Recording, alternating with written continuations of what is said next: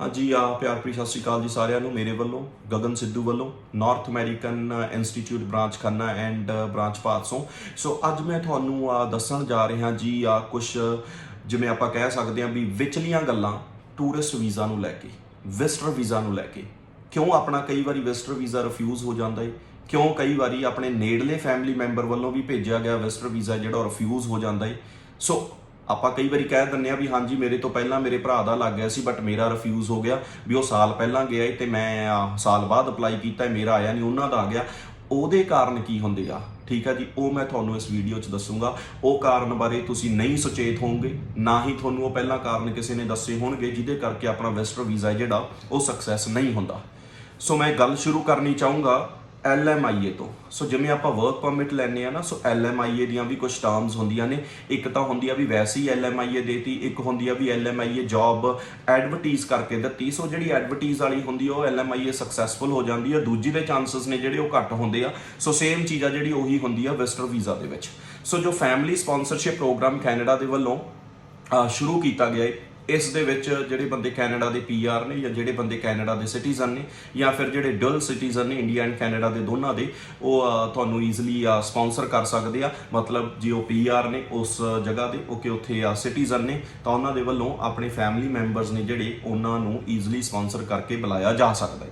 ਸੋ ਹੁਣ ਅੱਗੇ ਆਪਾਂ ਦੇਖਾਂਗੇ ਵੀ ਸਪਾਂਸਰ ਕਿਹਨੂੰ ਕੀਤਾ ਜਾ ਸਕਦਾ ਹੈ, ਕਿਸ ਕਿਸ ਨੂੰ ਸਪਾਂਸਰਸ਼ਿਪ ਆ ਜਿਹੜੀ ਉਹ ਭੇਜੀ ਜਾ ਸਕਦੀ ਆ। ਸੋ ਗ੍ਰੈਂਡ ਪੇਰੈਂਟਸ ਆ ਗਏ, ਪੇਰੈਂਟਸ ਆ ਗਏ, ਸਪਾਊਸ ਆ ਗਏ। ਸੋ ਇਹ ਤਾਂ ਸਾਰੇ ਇਸ ਕੈਟਾਗਰੀ ਦੇ ਵਿੱਚ ਆਉਂਦੇ ਹੀ ਆਉਂਦੇ ਆ, ਠੀਕ ਆ ਜੀ। ਜਾਂ ਫਿਰ ਹੋਰ ਨੇੜਲੇ ਆਪਣੇ ਰਿਸ਼ਤੇਦਾਰ ਆ ਗਏ ਵੀ ਜਿਨ੍ਹਾਂ ਦੇ ਨਾਲ ਆਪਣੇ ਕਲੋਜ਼ ਰਿਲੇਸ਼ਨ ਹੁੰਦੇ ਆ, ਸੋ ਉਹ ਸਾਰੇ ਇਸ ਕੈਟਾਗਰੀ ਦੇ ਵਿੱਚ ਆ ਜਾਂਦੇ ਆ, ਠੀਕ ਆ ਜੀ। ਬਟ ਯੰਗਸਟਰਸ ਨੇ ਜਿਹੜੇ ਉਹ ਵੀ ਇਸ ਕੈਟਾਗਰੀ ਦੇ ਵਿੱਚ ਆਉਂਦੇ ਆ, ਜਿਵੇਂ ਤੁਹਾਡੇ ਨੈਫਿਊ ਹੋ ਗਏ, ਤੁਹਾਡੇ ਨੀਜ਼ ਹੋ ਗਏ, ਓਕੇ, ਜਾਂ ਫਿਰ ਤੁਹਾਡੇ ਹੋਰ ਸਿਬਲਿੰਗਸ ਹੋ ਗਏ, ਉਹ ਵੀ ਇਸ ਕੈਟਾਗਰੀ ਦੇ ਵਿੱਚ ਆਉਂਦੇ ਆ।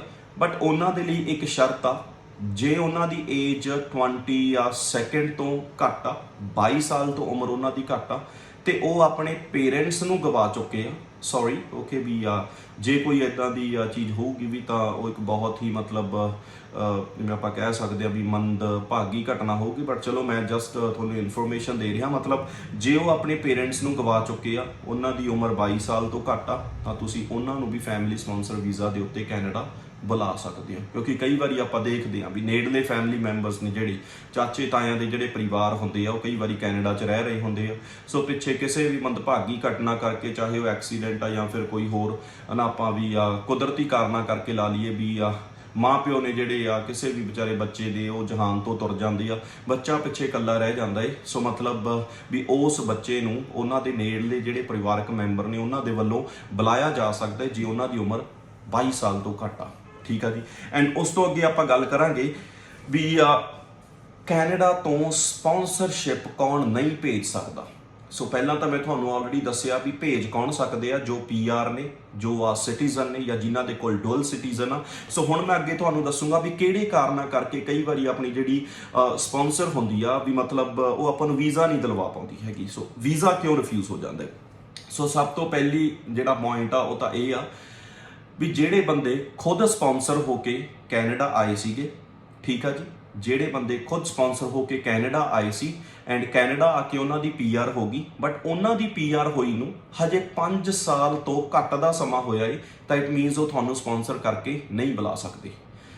ਮਤਲਬ ਵੀ ਮੈਨੂੰ ਕਿਸੇ ਨੇ ਸਪਾਂਸਰ ਕਰਕੇ ਕੈਨੇਡਾ ਬੁਲਾਇਆ, ਬਟ ਕੈਨੇਡਾ ਦੇ ਵਿੱਚ ਮੈਂ ਵੀ PR ਹੋ ਗਿਆ, ਬਟ ਮੇਰੀ PR ਨੂੰ ਹਜੇ 5 ਸਾਲ ਦਾ ਸਮਾਂ ਨਹੀਂ ਹੋਇਆ, ਤਾਂ ਇਟ ਮੀਨਸ ਮੈਂ ਆਪਣੇ ਪਰਿਵਾਰ ਦੇ ਵਿੱਚੋਂ ਕਿਸੇ ਨੂੰ ਵੀ ਸਪਾਂਸਰ ਕਰਕੇ ਕੈਨੇਡਾ ਨਹੀਂ ਬੁਲਾ ਸਕਦਾ। ਹਾਂ, ਜੇ ਮੈਂ 5 ਸਾਲ ਤੋਂ ਉੱਪਰ ਦਾ PR ਹੋ ਗਿਆ ਦੈਨ ਮੈਂ ਕਿਸੇ ਨੂੰ ਵੀ ਬੁਲਾ ਸਕਦਾ। ਸੋ ਪਹਿਲਾ ਪੁਆਇੰਟ ਤਾਂ ਇਹ ਆ ਵੀ ਜਿਹੜੇ ਸਪਾਂਸਰ ਨਹੀਂ ਕਰ ਸਕਦੇ। ਤਾਂ ਦੂਜੇ ਆ ਜਾਂਦੇ ਆ ਜੀ ਸਪਾਊਸ ਜਾਂ ਪਾਰਟਨਰ।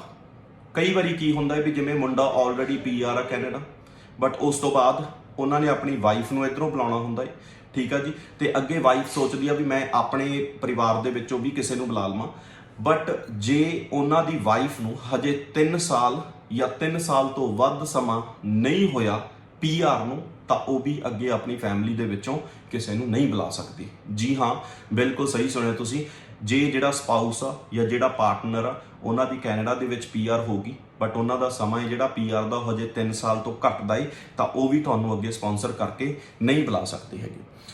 ਸੋ ਅਗਲੀ ਜਿਹੜੀ ਆਪਣੀ ਕੈਟਾਗਰੀ ਆ ਜਾਂਦੀ ਆ ਜੀ ਆ ਸਪਾਂਸਰਡ ਫੈਮਿਲੀ ਮੈਂਬਰਸ ਦੀ। ਥਰਡ ਪੁਆਇੰਟ ਜਿਹੜੇ ਆ ਤੁਹਾਨੂੰ ਸਪਾਂਸਰ ਨਹੀਂ ਕਰ ਸਕਦੇ। ਮੰਨ ਲਓ ਤੁਸੀਂ ਪਹਿਲਾਂ ਕਿਸੇ ਨੂੰ ਸਪਾਂਸਰ ਕੀਤਾ ਸੀਗਾ, ਬਟ ਜਿਹੜਾ ਤੁਹਾਡਾ ਸਪਾਂਸਰ ਕੀਤਾ ਗਿਆ ਫੈਮਿਲੀ ਮੈਂਬਰ ਸੀਗਾ ਉਹ ਵੀਜ਼ੇ ਦੀਆਂ ਜਿਹੜੀਆਂ ਟਰਮਸ ਨੇ ਜਾਂ ਵੀਜ਼ੇ ਦੀਆਂ ਜਿਹੜੀਆਂ ਕੰਡੀਸ਼ਨਸ ਨੇ ਉਹਨਾਂ ਨੂੰ ਫੁੱਲਫਿਲ ਕਰਨ ਦੇ ਵਿੱਚ ਫੇਲ ਹੋ ਗਿਆ ਸੀਗਾ, ਤਾਂ ਇਟ ਮੀਨਸ ਦੁਬਾਰਾ ਉਹ ਬੰਦਾ ਜਿਹੜਾ ਉਹ ਕਿਸੇ ਹੋਰ ਨੂੰ ਸਪਾਂਸਰ ਨਹੀਂ ਕਰ ਸਕਦਾ ਹੈਗਾ ਫॉर 5 ਇਅਰਸ। ਠੀਕ ਹੈ ਜੀ, ਮਤਲਬ ਕਿਸੇ ਨੇ ਮੈਨੂੰ ਸਪਾਂਸਰ ਕਰਕੇ ਵੀਜ਼ੇ ਤੇ ਬੁਲਾਇਆ ਬਟ ਮੈਂ ਉੱਥੇ ਜਾ ਕੇ ਓਵਰਸਟੇ ਹੋ ਗਿਆ ਜਾਂ ਫਿਰ ਮੇਰੇ ਵੱਲੋਂ ਕੋਈ ਹੋਰ ਮਤਲਬ ਕਿਸੇ ਵੀ ਘਟਨਾ ਨੂੰ ਅੰਜਾਮ ਦੇ ਦਿੱਤਾ ਗਿਆ ਜਾਂ ਫਾਈਲ ਦੇ ਵਿੱਚ ਕੋਈ ਗਲਤ ਇਨਫੋਰਮੇਸ਼ਨ ਦੇ ਦਿੱਤੀ ਗਈ, ਤਾਂ ਇਟ ਮੀਨਸ ਵੀ ਜਿਹੜੇ ਬੰਦੇ ਨੇ ਮੈਨੂੰ ਸਪਾਂਸਰ ਕੀਤਾ ਸੀਗਾ ਉਹ ਅਗਲੇ 5 ਸਾਲਾਂ ਦੇ ਲਈ ਹੋਰ ਕਿਸੇ ਨੂੰ ਸਪਾਂਸਰ ਨਹੀਂ ਕਰ ਸਕਦਾ ਹੈਗਾ।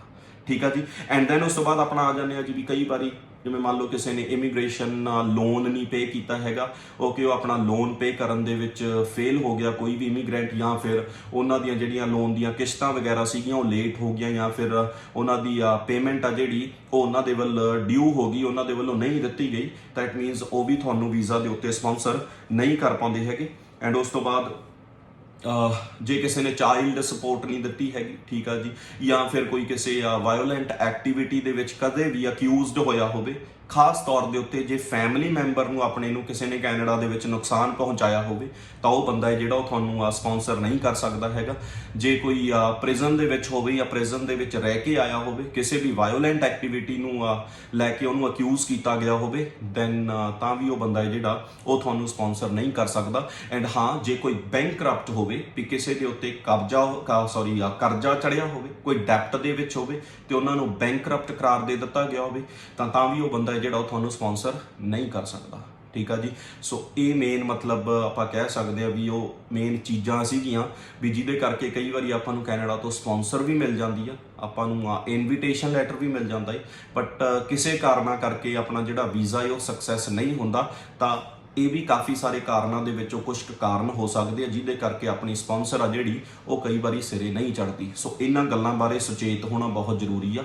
ਠੀਕ ਆ ਜੀ। ਸੋ ਜੇ ਤੁਸੀਂ ਆਪਣਾ ਸਪਾਂਸਰ ਕਰਨਾ ਚਾਹੁੰਦੇ ਹੋ ਤਾਂ ਖਾਸ ਤੌਰ ਦੇ ਉੱਤੇ ਇਹਨਾਂ ਚੀਜ਼ਾਂ ਦਾ ਧਿਆਨ ਰੱਖੋ ਤਾਂ ਕਿ ਤੁਹਾਡਾ ਵੀਜ਼ਾ ਜਿਹੜਾ ਉਹ ਸਕਸੈਸਫੁਲੀ ਅੱਗੇ ਸਿਰੇ ਚੜ੍ਹ ਜਾਵੇ। ਤੇ ਬਾਕੀ ਹੋਰ ਕਿਸੇ ਵੀ ਆਇਲਸ ਜਾਂ ਇਮੀਗ੍ਰੇਸ਼ਨ ਸੰਬੰਧੀ ਸੇਵਾਵਾਂ ਦੇ ਲਈ, ਚਾਹੇ ਉਹ ਸਟੂਡੈਂਟ ਵੀਜ਼ਾ ਹੈ, ਚਾਹੇ ਉਹ ਸਪਾਊਸ ਵੀਜ਼ਾ ਹੈ, ਚਾਹੇ ਉਹ ਸੁਪਰ ਵੀਜ਼ਾ ਹੈ, ਚਾਹੇ ਉਹ ਵਿਜ਼ਟਰ ਵੀਜ਼ਾ ਹੈ, ਜਾਂ ਹੋਰ ਕਿਸੇ ਵੀ ਤਰ੍ਹਾਂ ਦੇ ਵੀਜ਼ੇ ਦੀਆਂ ਕਿਸੇ ਵੀ ਕੰਟਰੀ ਨੂੰ ਲੈ ਕੇ ਤੁਸੀਂ ਸਰਵਿਸਿਜ਼ ਲੈਣੀਆਂ ਚਾਹੁੰਦੇ ਹੋ, ਤਾਂ ਤੁਸੀਂ ਸਾਡੀ ਨਾਰਥ ਅਮਰੀਕਨ ਬ੍ਰਾਂਚ ਖੰਨਾ ਜਾਂ ਬ੍ਰਾਂਚ ਭਾਦਸੋਂ ਦੇ ਵਿੱਚ ਪਹੁੰਚ ਕੇ ਕਿਸੇ ਵੀ ਸਮੇਂ ਆਪਣੀਆਂ ਸਰਵਿਸਿਜ਼ ਲੈ ਸਕਦੇ ਹੋ। ਸੋ ਇੰਨਾ ਕਹਿੰਦਾ ਹੋਇਆ ਖਿਮਾ ਦਾ ਯਾਚਕਾਂ ਜੀ, ਸਤਿ ਸ਼੍ਰੀ ਅਕਾਲ ਜੀ।